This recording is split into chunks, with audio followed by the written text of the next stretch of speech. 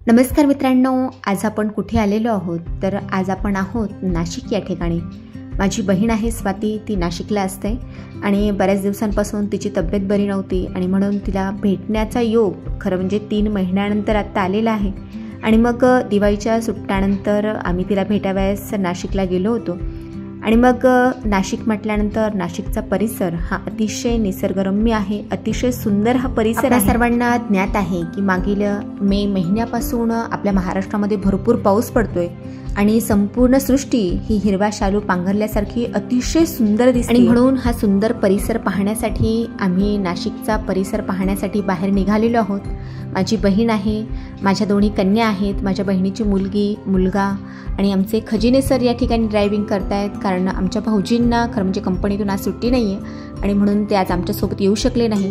परंतु तुम्ही मित्रांनो या ठिकाणी बघू शकता की नाशिकचा हा जो काही परिसर आहे तो अतिशय सुंदर आहे आणि म्हणून आपण कुठे जातोय हे तर पुढे तुम्हाला कळणारच आहे, परंतु तोपर्यंत आपण या सुंदर निसर्गाचा या ठिकाणी आनंद घेऊयात। जणू काही हा परिसर संपूच नये, आपल्या दृष्टीला हा संपूर्ण परिसर अशाच पद्धतीने दिसत राहावा अशी इच्छा या ठिकाणी होती। तुम्ही या ठिकाणी बघू शकता डोंगरकडा या ठिकाणी अतिशय सुंदर दिसत आहेत आणि या संपूर्ण सुंदर निसर्गाचा आस्वाद घेत आम्हाला पाहिजे त्या स्पॉटच्या ठिकाणी आम्ही जात आहोत।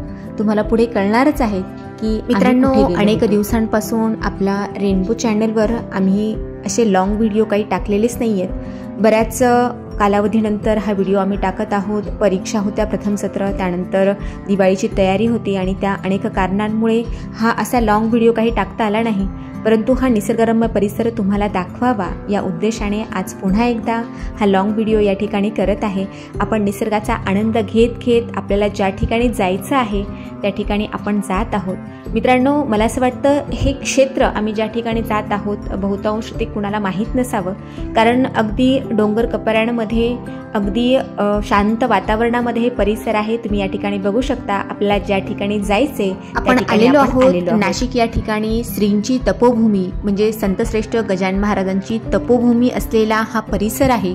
असे म्हणतात की गजानन महाराजांनी 2 वर्ष या ठिकाणी तपश्चर्या केली होती। ज्या पद्धतीने गजानन महाराजांचे संस्थान शेगाव या ठिकाणी आहे त्याच पद्धतीचा परिसर आणि त्याच पद्धतीचं संस्थान कावणाई म्हणून प्रसिद्ध आहे। मित्रांनो अशा शांत आध्यात्मिक क्षेत्र ठिकाणी माणसाचं मन हे अतिशय रममाण होत असतं। इथला परिसर हा अतिशय सुंदर आल्हाददायक, तुम्ही या ठिकाणी बघू शकता अतिशय सुंदर अशी फुले। मित्रांनो तुम्ही या ठिकाणी पाहू शकता परिसर अतिशय सुंदर आहे। किती सुंदर अशा परिसरामध्ये चारही बाजूला डोंगर आहेत आणि चारही बाजूला असलेल्या डोंगरांच्या मध्ये ही श्रींची तपोभूमी आहे। किती सुंदर अशी पिवळी फुले तुम्हाला या ठिकाणी दिसत आहेत। संपूर्ण शांत परिसरामध्ये ही श्रींची तपोभूमी आहे। या ठिकाणी तुम्ही मोठ्या आवाजामध्ये बोलण्यासाठी मनाई आहे आणि मुख्य मंदिरामध्ये जात असताना देखील आपण आपला मोबाईल त्या ठिकाणी घेऊन जाऊ शकत नाही आहेत आणि म्हणून बाहेरच्या परिसरामध्येच आम्हाला या ठिकाणी फोटो घेण्याचा मोह काही आवरला नाही आहे। तुम्ही या ठिकाणी परिसर तुम्ही मित्रांनो पाहू शकता आणि जेव्हा तुम्ही नाशिकला याल असलेला कावणाई परिसर पाहायला नक्की या। अतिशय सुंदर आहे, मनाला आल्हाददायक देणारं वातावरण या ठिकाणी आहे। असं वाटतं की आपण या ठिकाणी आल्यानंतर आपल्या घरी आपण जाऊच नये अशा पद्धतीचा सुंदर परिसर या ठिकाणी आहे। मित्रांनो नक्की तुम्ही या ठिकाणी भेट घ्या। अतिशय सुंदर परिसर तुम्ही या ठिकाणी पाहू शकता।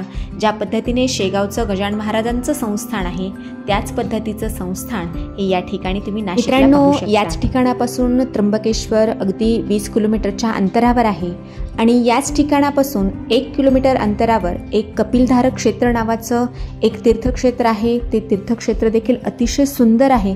मित्रांनो तुम्ही कधी आलात कावणाई परिसरामध्ये तेव्हा देखील तुम्ही हा संपूर्ण परिसर पहा आणि या ठिकाणी असणाऱ्या संपूर्ण आध्यात्मिक क्षेत्राचा आनंद घ्या। तेव्हा मित्रांनो पुढे मंदिरामध्ये जाण्यासाठी मोबाईल अलाउड नसल्यामुळे आम्ही त्या ठिकाणी संपूर्ण नियमांचे पालन करत आहोत। पुढे आम्ही मोबाईल घेऊन जाणार नाही, परंतु या ठिकाणी असणाऱ्या संपूर्ण अतिशय सुखद वातावरणाचा तुम्ही देखील इथे आल्यानंतर आनंद घ्या।